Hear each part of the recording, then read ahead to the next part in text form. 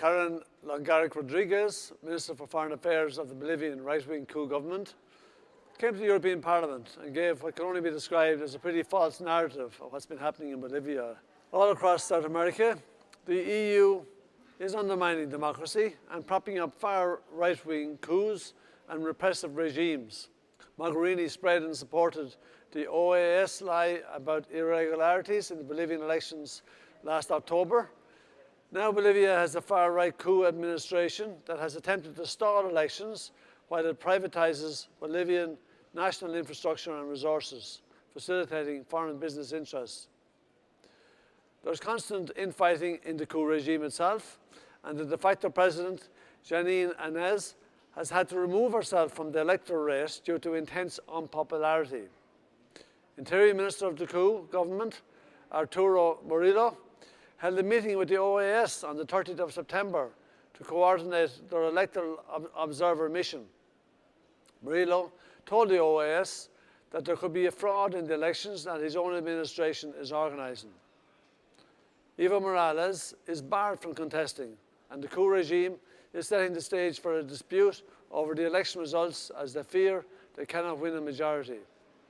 Yesterday's poll shows the MAS candidate, Luis Arce, just 2% away from a first-round victory. We have legitimate reasons to be worried about meddling in the election results. We now know that the OAS's 100-page report accusing MAS of a malicious and deliberate attempt to rig the election last October was based on a completely false narrative. We have good analysis from the Washington-based Center for Economic and Policy Research that debunked the claims of fraud. Then in June, the New York Times, who have rarely come across a coup that they didn't like, published a piece stating that based on the data, it was clear that the OAS rigging accusation was not supported by the facts. This was a hybrid coup that co-opted the OAS to use lawfare against the democratically elected government of Evo Morales and use classic terror tactics in the streets to create an atmosphere that laid the ground for the military takeover, which was announced on 10th of November.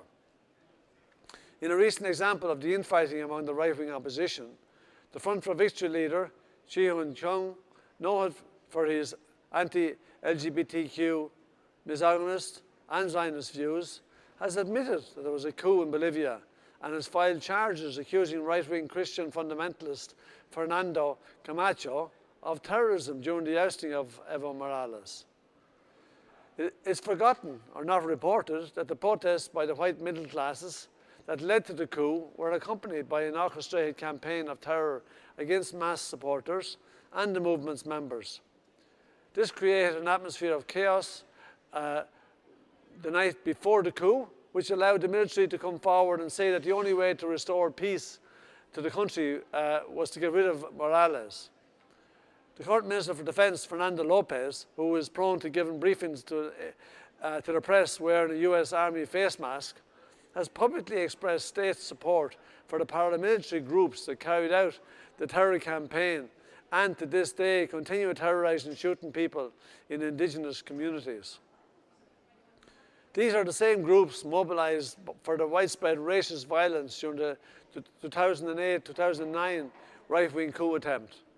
We now know from WikiLeaks cables that the US was funding these paramilitaries through its CIA front, USAID, after which USAID was expelled by Morales.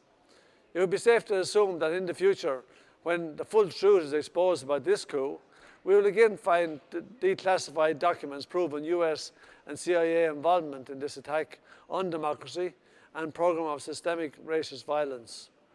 How sad is it that the European Union has been complicit in this terrible betrayal of democracy?